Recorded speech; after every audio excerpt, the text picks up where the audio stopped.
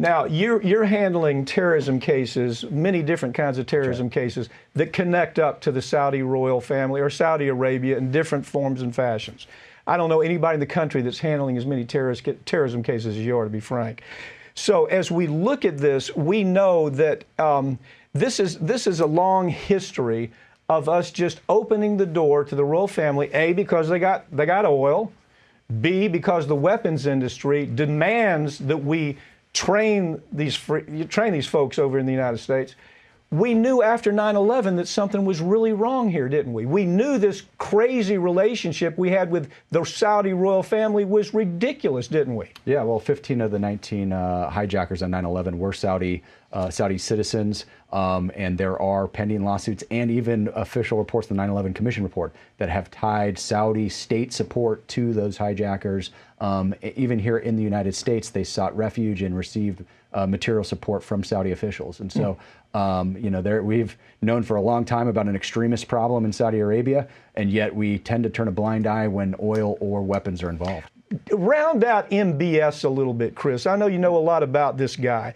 He's a punk. I mean, that's the only way I can describe him. He's I call him the royal punk. Okay. The royal punk has made his way into leadership in Saudi Arabia. How's that happen? Well, you know, he's been picked by King Salman to be his predecessor, and there doesn't appear to be any change in course in that regard. He's obviously tried to exert his influence. He's held people essentially hostage in his own country. He's extorted billions of dollars out of his own family members. He's, you know, as we know, sent murder squads around the globe to attack dissidents, and is essentially aware of and in charge of everything that's happening in the Saudi royal family at this point in time, as well as everything that Saudi Arabia is doing extraterritorially, including sending pilots such as al-Shamrani to the United States. Well, we know that this is not the first time we've caught the royal family red-handed trying to attack the United States in some form or fashion.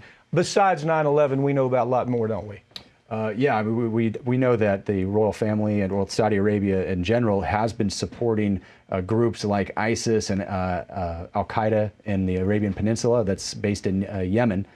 They've been supporting a group of several groups there that are fighting Houthi rebels, including Al-Qaeda.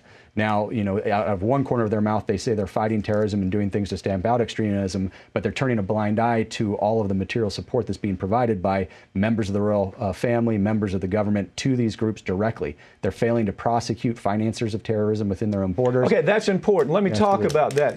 That's part of your case. That's right. Is you have followed the money all the way to Saudi Arabia on hundreds and hundreds of people who have directly or indirectly been murdered by the money that comes from the Saudi family. Correct? That's right. And we know they've washed it through banks. We know they've taken it through UBS, huge banks. Yep. Throughout the world, and we know that you've been able to trace Saudi money the whole way, but we ignore that, don't we? We just say, okay, well, that's okay. We're going to allow it to happen. It continues to happen, doesn't it? It does. I mean, the Saudi family and Saudi Arabia is a prolific supporter of Al-Qaeda in the Arabian Peninsula, and they have been for years. And they promote the Wahhabi Salafi jihadist ideology that those extreme groups subscribe to. They use the words of that particular ideology as motivation and basis and to justify their terroristic goals. It doesn't seem to be getting any better, maybe a little bit. It looks like the Biden administration gave the royal family another free pass on murdering Khashoggi. I mean, just absolutely, they knew all the facts. They even understood, if you watch The Dissident, that MBS was actually watching the murder take place on a video screen. But nevertheless, they have free pass here, don't they? Yeah, I mean, it's certainly disappointing to see the tack that the Biden administration has taken now that they're in charge compared to what his words were during the campaign. It's clear that MBS is not going to suffer any ill consequences directly because of his involvement in the attack. Our hope is that our court system, lawsuits like ours, are going to be able to hold them to account more so than it looks like the administration is at this point in time. Chris, good luck on this, okay? This is the biggest case, one of the biggest cases in the country, maybe on the globe right now, to get the royal family under control just a little bit. Thank you for joining me, okay? Thank you, Pat.